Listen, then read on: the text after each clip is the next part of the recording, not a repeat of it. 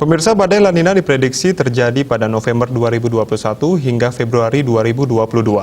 Kondisi ini diperkirakan mengakibatkan peningkatan curah hujan hingga 70% di kota Denpasar. Kepala Pelaksana BPBD Kota Denpasar, Ide Bagus Joni Arimbawe, mengimbau masyarakat agar lebih hati-hati dan waspada dalam menyikapi kondisi tersebut sebagai upaya meningkatkan kewaspadaan untuk meminimalkan resiko yang terjadi. Dijelaskannya, badai La Nina identik dengan hujan deras disertai angin kencang. Karenanya dalam mencegah hal-hal yang tidak diinginkan, BPBD Kota Denpasar menyiagakan seluruh personel di 4 pos disertai peralatan lengkap. Selain itu, pihaknya secara intens terus berkoordinasi dengan BMKG, sehingga upaya mencegah terjadinya resiko yang tidak diinginkan dapat dioptimalkan sedini mungkin. Masyarakat juga diimbau menunda bepergian jika terjadi hujan lebat. Jika terpaksa bepergian, agar menghindari berteduh atau berdekatan dengan pohon berindang yang besar, papan reklame, dan piranti ketinggian lainnya.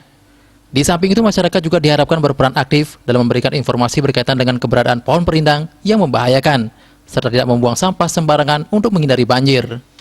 Joni menambahkan pihaknya telah berkoordinasi bersama OPD terkait seperti DLHK untuk mengoptimalkan perompesan pohon, serta Dinas PUPR untuk menormalisasi alur sungai, perawatan tebing, dan terasering yang rawan longsor. Widya Suci, Bisnis Bali melaporkan.